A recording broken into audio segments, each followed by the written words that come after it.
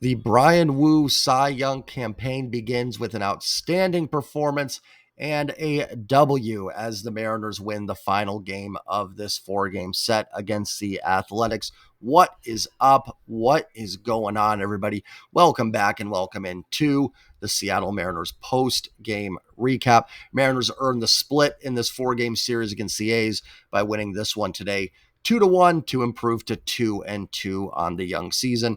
As always, if you guys can do it for me, hit the like button. It gets the video out to more people. So thank you guys have been crushing the like button. I truly appreciate it. Comment your thoughts down below and hit that subscribe button. I'm 45 subs away from 4,400. Would be great if I could hit that by tomorrow. Probably not going to happen, but really close to another, kind of small goal there. Like I said, 5,000 is the goal for this season. So the Mariners do find a way. Not easy today. Still some of the frustrations we've seen in the first three games, and still some of the frustrations we've seen from last year that carried over. But they do find a way to get this win today, 2-1, and split the series. And I think give everybody a little bit of a sigh of relief, right? Like, would 1-3 have killed the season? Of course not. We're 4 games into it. The Mariners made the playoffs in 22 and were 11 games under 500 at one point in June. So 1-3 is not a death sentence. But after what we went through the last couple years with how close they've been in missing the playoffs and not a good offseason, for lack of a better term, it wouldn't have been great to get off to 1-3 starts. So it's certainly no must wins in March, but nice to get the W. And you're facing, a Tigers team that was a playoff team last year with Tarek Skubal, the Cy Young winner, going in game 3 of that series. So you kind of figure that's going to be a tough one to get. And the Tigers didn't beat the Dodgers, so probably not going to start the season 0-6. So nice for the Mariners to get this one here today, and kind of the same way we've seen this team win and the way they're built to win, right? Outstanding starting pitching. Bullpen does a great job today, gets it done. The offense was not, I'm not even going to say the offense was good enough. It was literally one hit bomb from Julio. Great to see. They need to do more offensively, no doubt about that. But the way they are built to win, right? Do enough offensively, great pitching, and a lockdown, which you hope will be a lockdown bullpen, especially when fully healthy, to get a win. So good to see from the Mariners. Still would like to see a game where they jump out to an early lead and just kind of hold on to it, but got the W nonetheless. Let's look at the box score here today. Thought Bryan Woo was fantastic. 6 innings, 3 hits, 1 run, 1 earned, 2 walks, and 5 strikeouts. 2 walks a little higher than we're used to with Bryan Woo. That's how good his command control was last season. But I thought Woo was fantastic. Thought his fastball was great. The home run he gave up to Soderstrom. Man, Soderstrom was a pest this series for the Mariners, or for the A's against the Mariners. Feels like every series there's one guy. There's just one guy that you just can't seem to get out throughout the series. And I'm sure the Mariners have done that to teams. If you're a fan of another team, let me know who that is on the Mariners that does it to your team. But, the Kerry Carpenters of the world, Luis Rengifo, Mickey Moniak, pretty much all the Angels last year, Tyler Soderstrom today. There's always one guy that's just a pest, but I didn't think that was a bad pitch. It was away enough. I mean, it was a strike. It was over the plate, but it was away to a lefty. Soderstrom put bat on ball, and it got out of the ballpark. So I didn't even think that was a bad pitch, similar to Miller with Langoliers last night. Like I said, the 2 walks, a little surprising. One of them, I think there was a pitch in there that looked like a strike that wasn't called, and another one was a pretty just standard 4 or 5 pitch walk. But other than that, like I said, Woo was fantastic. Fielded his position great with that double play. And the 5 strikeouts as well was good to see, and a little motion from him on that Julio home run. So just a fantastic performance. That fastball, just electric, and mixes in the 2-seamer with it. I really, really do think if he is healthy, I mean, look at the numbers from last year. You could make a case he shouldn't have been because he hasn't been on the team long enough and hasn't made enough starts. I mean, I think you could make a case Bryan Woo's the best pitcher in this rotation. It wouldn't shock me. It would not shock me. I really do think he could be a Cy Young candidate. He's just got to stay healthy. We saw it last year. We saw him going deeper into games towards the end of last year. Even though he was really good his first year and the start of last year when he came back from the injury, he was kind of a 4 or 5 inning pitcher Then as the year went along, he started kind of going 6, 7, even I think 8 in a game. So really, really good to see. He probably could have gone another inning today. It was only at 75 pitches. Obviously they're being careful first time through with the starters. It can be a little frustrating because I don't trust the bullpen fully right now. So you're kind of like, who do you trust more, Bryan Woo or the back end of the bullpen? Outside of Munoz, you probably trust Woo a little bit, but it is a long season. You've got to be careful. Woo has the injury history. I'm not saying 15 more pitches would have ended his career or anything, but that's where the coaching staff, the trainers, Pete Woodworth, Dan get together, and you don't have to trust them, but you just kind of got to let them have their expertise in those situations. So, I mean, if they're not pushing Gilbert, Miller, and Castillo past 85, they're not going to do it with Bryan Woo first time through the order. Could you send him back out there for the 7th? Probably. But he starts running into some trouble, another 20, 25 pitches could have easily been added on, and then he's close to 100. So I don't have a huge problem with him coming out there after 6 innings. So Woo was fantastic. Gregory Santos took over for Woo through a shutout inning, no walks, no hits, no strikeouts. Santos' stuff is filthy. It is absolutely filthy. He has no clue where it's going. He has absolutely no clue. That's not a bad thing all the time. Matt Brash sometimes has absolutely no clue where it's going. But the stuff is just so darn good that guys swing and miss at it. Or with Santos, with that sinker, just pounded into the ground. I mean, all 3 ground balls weren't just like, hard hit grounders or great plays were made. Those pitches were pounded into the ground by the hitters. And hopefully it's more of an effectively wild for Santos, right? He had 100 at, who's the A's backup catcher that played today? Pareda, is that how you pronounce it? He had one that went right by him. So listen, hey, if you can do that and get those grounders and get the strikeouts, it can mix, it can work. So good to see Santos, who again, a big part of last year, and one of the reasons why I think this team fell short with some of those injuries in the bullpen. They're dealing with a little bit this year, but we expect to have Troy Taylor back soon and Matt Brash. I saw Ryan Divish tweet out today that they were in the clubhouse, and looks like they're going to begin a rehab assignment in Tacoma here pretty soon, which is very encouraging. So that mid to late April timeline looks good. But missing Santos last year was a huge deal. I mean, that was one of the big things going into last year. We talked about the 3-headed monster of Brash, Santos, and Munoz. Didn't get it. Santos was really good for the White Sox in 23. So to see him healthy, hopefully a big part of the bullpen. They need another arm down there that can step up and be a setup guy in front of Munoz, especially until a couple other guys are ready to get back in there. So I thought Santos threw the ball well. Dan had an interesting decision to make here in the 8th inning. The A's had 9, 1, and 2 due up. Batting 9th was originally Schumann, and then Seth Brown pinched hit. And then you also had Lawrence Butler and not Langleter's Brent Rooker due up. That's a spot where we saw last year Scott Service probably goes to Andres Munoz in that 8th inning.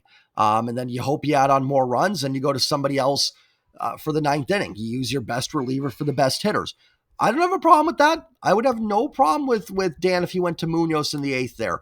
But he went with Thornton. Dan's doing it maybe a little bit more traditional than Scott did. As long as the results work, I don't care. For a manager, it's about keeping the clubhouse bought in, keeping the guys believing, working and tinkering with things, not letting the highs get too high, the lows get too low, which I thought is a spot where Scott didn't really adjust very well when the team had that 10-game lead and blew it. He stayed calm, which is fine. I'm not saying you just got to blow up on guys after one loss, but at some point there has to be a sense of urgency from the skipper. So Dan did it. Probably not how I would have done it. I actually think I might have gone to Munoz. Now, the 9th inning was also 3, 4, and 5. So you had Blade and Duhar and Soderstrom due up in that. Or actually, no, because Thornton walked Brown. So you ended up having Duhar, Soderstrom, and Wilson due up there in that 9th inning. But, originally had been 3, 4, and 5. So I guess, it's not a huge difference. You've got the top of the order, which has the better hitters, but you have the middle of the order.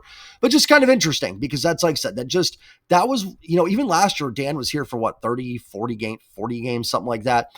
I don't think there was a lot of spots where I was like, ooh, Scott did this. How's Dan going to do it? Or we got to the end of the year where truthfully, the Mariners are still kind of in it. You didn't really feel like they were in it. So I just didn't really care all that much. This is one of the first ones this year where I thought it was going to be, what does Dan do here? So it's interesting to see. I don't have a problem with it. Like I said in game one, I'm just not going to spend too much time on that stuff. I know I just spent 5 minutes on it. I'm just trying to explain, that I thought it was an interesting decision. I don't, again, get the results, get it done, get the W's. Players have got to play the game, and then it's up to the front office to add the right pieces and ownership to hopefully support the front office in adding the right pieces. Only so much a skipper can do, but interesting and got the job done. I thought Thornton actually looked pretty good. I was a little bit nervous against the lefties. It's where he struggles. The at-bat against Seth Brown was disappointing. Started off with a walk. I thought, here we go. But a great sequence to strike out Lawrence Butler with those fastballs up and in. I thought that was a tremendous pitching by Trent Thornton. Got Brent Rooker. I actually wasn't too worried about facing Rooker. Thornton's tough on righties with that sweeper. He's always been good against righties, so that one didn't bother me too much. I don't mind Thornton versus Rooker. Butler and Brown made me a little nervous. And then you got Blade to ground out. So nice job by Trent Thornton. Thornton is not a bad reliever, guys. He's not. And you have Matt Brash coming. You have Troy Taylor coming. I think if Spire hadn't pitched the last 2 games, I think Spire might have been used in that situation. Or no, Spire didn't pitch the last 2, but he pitched Thursday and Saturday. They probably wanted to guard against using guys 3 times in the opening series. So I think you could see Spire in a spot like that. And then Snyder pitched yesterday as well. So I don't think it's just that Trent Thornton is the 8th inning guy. I think it's just based on who's out there and who's left. So I think you'll see Snyder in those spots. I think you'll see Spire, and you'll 100% see Matt Brash in those spots after he's probably eased in just a little bit, having missed all of last year. But I thought Thornton threw the ball well, and then Munoz lights out in that 9th inning. Man, Tyler Soderstrom, again, the only one that gets Munoz, gets the line drive base hit off him. Soderstrom was a pest all series. Had a great series. He earned it. So definitely has, I don't mean that disrespectfully. He had a great showing against the Mariners, but Munoz finishes off with that strikeout against Urshela, which was beautiful. Strikeout of Andujar was perfect. So a really, really solid performance by Andres Munoz, and he locks down his 2nd save of this young season. So far, outside of that second game, which just kind of unraveled, the bullpen has held its own. It's been fine. It's got the job done so far. And each game that you can survive it, you're a step closer to Taylor being back in there and to Brash being back in there. So every game is a step closer. That's going to be really important for the team. And like I said, I think Santos throwing the ball well is going to be really, really important for this team as well. Okay, let's look at the offense. Wasn't good. They didn't even walk once, 9 strikeouts. The offense was bad. There's zero doubt. I thought Mitch Garver did have a ball into the gap, and they showed on the broadcast that the wind had kind of brought it back in, that on a normal day without the wind, that does get out. Every team plays in the same stadium. I'm not making excuses for it. Soderstrom was able to get his out of the ballpark, so you got to overcome it, is what it is. Or you can hit the ball like Julio did in the 6th inning, which was absolutely crushed, and there's no amount of wind that's going to bring that ball back. I wonder where that would have landed if the wind was blowing out a little bit, because that thing wasn't just upper deck. That thing was like upper deck. I've seen Zanino put one up there. I remember Vlad hit one in 2004, 2005 off of Jamie Moyer that I'm pretty sure hasn't landed yet, that was up in that area. But that thing was absolutely a titanic blast. I wish the wind had been blowing out 15 miles an hour, because I'm really curious where that baby would have landed. But yeah, listen, no doubt a frustrating offensive series for the Mariners. It's easier to kind of go when you get 2-2. Had they been 1-3, it would have felt a lot worse. But at least getting the W, you can kind of, I don't want to say skip past it. It's still a frustrating thing, but you can at least breathe, knowing, okay, we're okay. Just got to get the bats going. Like I said yesterday, if you can listen, getting even into halfway through May, late May, 500 is not the worst thing ever. If you're hanging around 500 again in an AL West that I don't think you're going to see anybody run away with, could be wrong. You're a 5-6 game winning streak away from being 5-6 over 500 and probably being in first place in this division. And we've seen this Mariners team be streaky before. So we know they have that in them. We know that this offense is capable of getting on a little bit of a run. And with this pitching, if they can do that, they are capable of having 12-4 stretches and 10-3 stretches. They just can't let the bad stretches be 6-13, 7-12. They've got to keep it in that 500 range, or within a game or two of that. So, certainly not their best baseball through 4 games, but they're 500. So let's look through the box score. Victor Robles was 2 for 4, both infield hits. But again, with what this offense was doing this series, I will absolutely take it. Julio was 1 for 3 with the Titanic home run, a 2-run shot. Kind of like I said with these numbers, right, early in the year. And I said all these guys are a 4 for 4 away from having MVP numbers. You can't really look at numbers through 4 games. Julio's OPS is at 792 with outstanding defense. He's been based off that, he's been really good through 4 games. But, looking at an OPS and stuff through 4 games is kind of ridiculous because he goes 0 for 3 tomorrow. It's back to 450. If he goes 3 for 4, 3 doubles, it's 1,000. So it's just really hard for me to rip into guys this early in the season because they're all, right there. Heck, they're probably not even 3 for 4 away from having a 1,000 OPS. They're probably a double away and a home run away from doing it, as we see from, based on Julio's numbers after 4 games. That thing was absolutely crushed. And man, did they need that because they were really struggling against JP Sears. Sears threw the ball well. He did. They should have done more against him. He shouldn't be that dominant against you. In fact, what was Sears' final line? 6 2/3, 5 hits, 2 runs, both are no walks, 7 Ks. You want to see a little bit more. Like JP Sears is solid, but he's kind of, I don't know if it's like the best analogy, but like a little bit of that kind of Marco Gonzalez. I think he's a little bit better than Gonzalez. I think his stuff's a little bit better than Marco.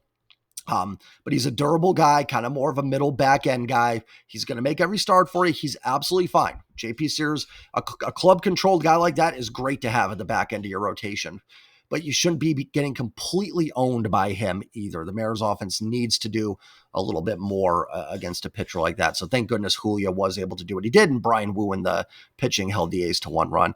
Cal gets his first hit of the year, 1 for 3. Randy was 0 for 3, did have a couple hard hits. He had one to the warning track. I don't remember what inning, but it was at like 104 something off the bat. I think something around there. And he had another one later in the game that was hit pretty hard. Not worried about Randy. He's made some good contact. The at-bat with the bases loaded last night for the double play was hit hard. He crushed the home run opening day. I'm not worried really about what I've seen from Randy. He looks fine. He's had some good at-bats, drawn some walks. Those will eventually start falling in, or as the weather warms up, start getting out of the park. Garver was over 3, not a good game. Did again. He had the one where the wind took it back a little bit. In the summer that probably gets out. And you guys are tired of hearing me saying this, but I think it is true. So not a great game, but we'll see there. Solano hasn't looked good. He was 0 for 3, struck out as well. Like I said, of course, Solano, not a big strikeout guy, comes to Seattle and starts striking out. Not really impressed with his at-bats so far, but again, we're talking about 6 at-bats. Demo was 1 for 3, had a hit drop in, a little blooper.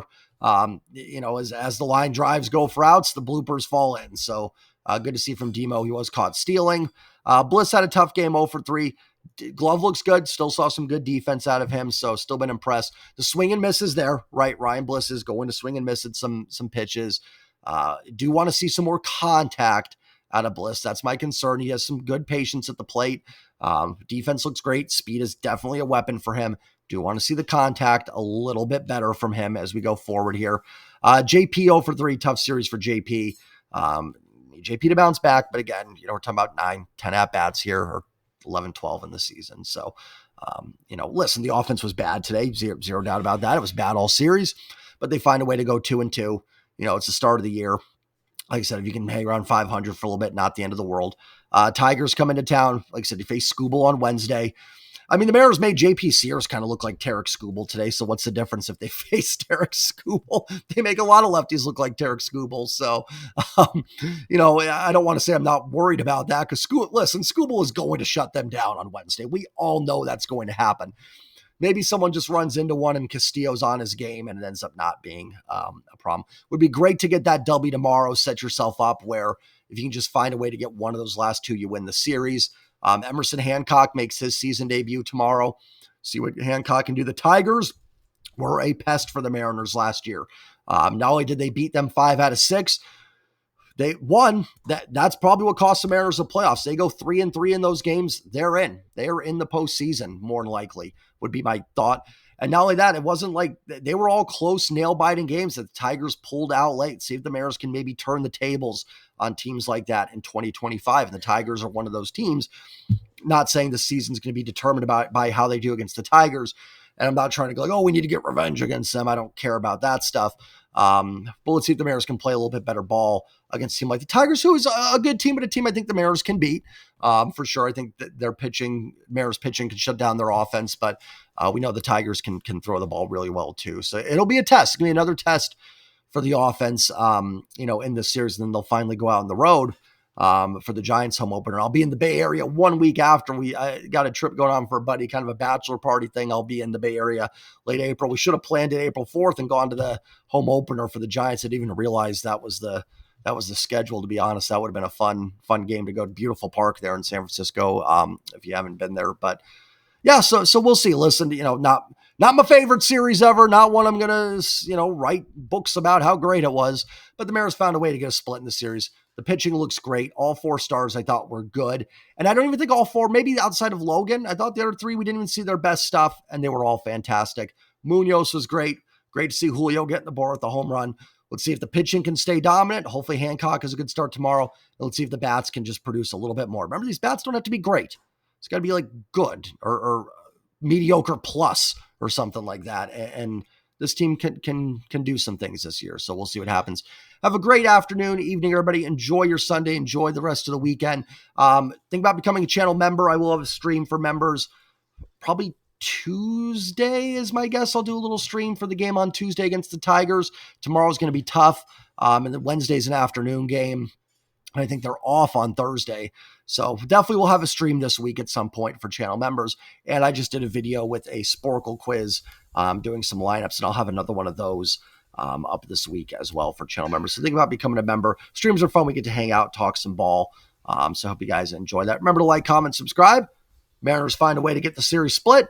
Back to 500, back to square one. I'll see y'all tomorrow. Take care and go Mariners. Peace.